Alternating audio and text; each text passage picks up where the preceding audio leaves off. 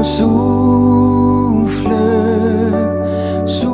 Chères sœurs, chers frères en Christ, chers auditeurs de ce programme L'Instant biblique de l'Église protestante unie de la Somme, bonjour et bienvenue à cette autre édition qui nous donne d'être en plein dans la semaine sainte, encore appelée semaine pascale.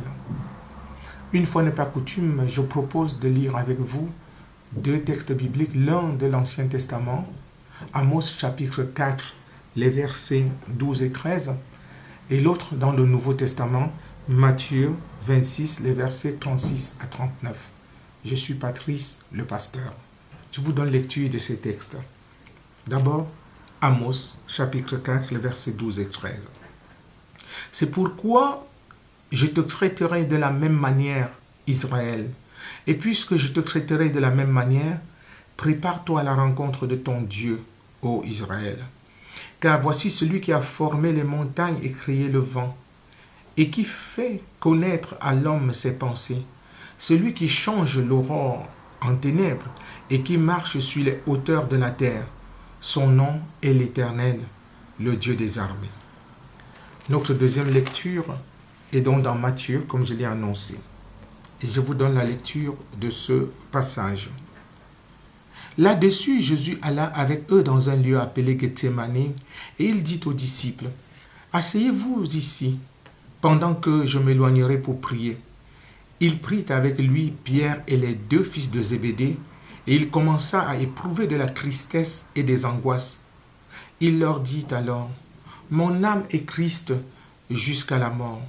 Restez ici et veillez avec moi. » Puis, ayant fait quelques pas en avant, il se jeta sur sa face et pria ainsi. « Mon Père, s'il est possible que cette coupe s'éloigne de moi, toutefois, non pas ce que je veux, mais ce que tu veux. » Chers amis, généralement, en ce pareille période, on a coutume de parler, d'avoir le regard tourné vers la résurrection qu'on célèbre vers Pâques, la victoire de la vie sur la mort, quoi de plus normal. Mais aujourd'hui, je voudrais que nous portions notre regard encore sur ce passage assez difficile, sur ce moment de douleur, de tristesse, d'angoisse qu'a vécu notre Seigneur Jésus-Christ. Et nous voyons comment il est avec les disciples et il leur dit que son âme est vraiment troublée. Il est dans la souffrance parce qu'il porte sur lui l'ensemble des péchés de l'humanité, lui qui absolument n'a pas péché. Il prend sur lui nos misères, il prend sur lui nos fardeaux pour les clouer au bois à Golgotha. C'est cela qui le fait souffrir. Il souffre parce qu'il nous aime et parce qu'il veut nous voir rapprocher du Père. Mais quand je lis aussi ce passage, cela me donne de me poser cette question. Est-ce que je suis vraiment préparé à rencontrer le Seigneur? Jésus, lui, il était préparé parce que c'était pour ça qu'il était venu. Mais la question nous est posée, est-ce que toi, ma sœur, toi, mon frère, tu es vraiment préparé à rencontrer le Seigneur? Ou alors, quand tu vas le rencontrer, est-ce qu'il sera ton avocat ou ton juge? Comment est-ce que tu te prépares à le rencontrer? Quand tu penses à ta fin, à ta mort, prochaine ou lointaine, qu'est-ce que cela te fait? Est-ce que tu es prêt en tant que chrétienne, en tant que chrétien? Est-ce que tu peux dire, je suis prêt à tout moment à rencontrer le Seigneur s'il venait à m'appeler aujourd'hui? Si au courant de cette semaine sainte, c'était la dernière occasion pour toi de vivre, est-ce que tu serais prêt? Il faudrait y penser. Il faut que chacun de nous y pense. Parce que parfois nous vivons au rythme effréné que la vie nous offre, que l'entourage nous offre, que l'environnement nous propose, mais nous oublions de penser que chaque chose aura une fin. C'est pourquoi je nous invite à réfléchir tout au long de cette semaine sur ce moment, pas pour nous attrister sur notre sort, parce que Jésus, lui, a déjà pris sur lui tout ce qui pouvait nous empêcher d'être heureux et d'affronter sereinement ce moment tant redouté. L'ennemi, le dernier ennemi, nous dit la Bible, c'est la mort. Et Jésus dit, ô aiguillon, ô mort, où est ton aiguillon? Puisque tu ne l'as plus, puisque Jésus a vaincu. Alors, approchons-nous de Jésus pour pouvoir vivre pleinement sans avoir peur. Peur du moment fatidique, peur du moment du départ, du moment de la séparation.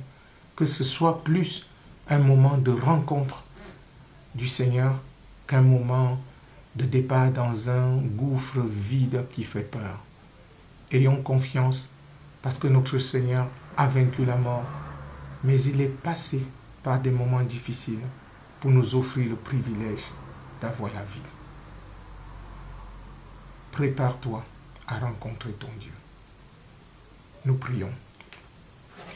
Seigneur notre Dieu, nous te remercions encore et les mots ne sont pas assez forts pour exprimer la reconnaissance que nous avons vis-à-vis de toi pour l'œuvre magnifique de la croix.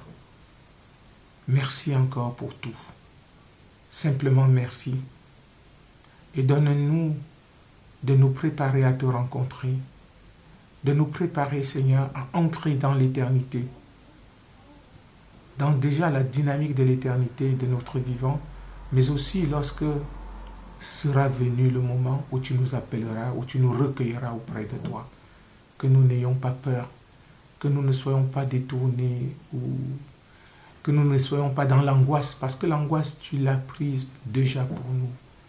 Seigneur, viens, sois avec nous pendant cette semaine sainte, afin que nous puissions nous amender, regarder à notre vie, à ce qui ne va pas, pour pouvoir, Seigneur, être à ta suite, te laisser prendre le contrôle total de notre être.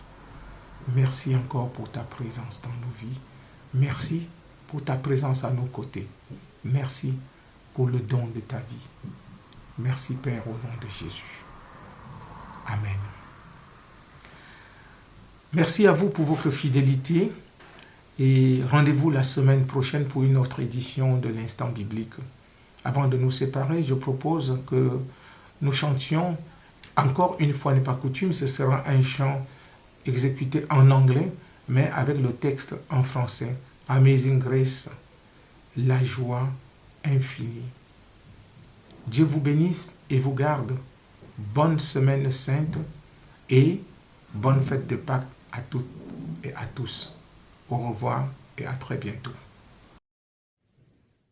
Amazing grace, how sweet the sound that saved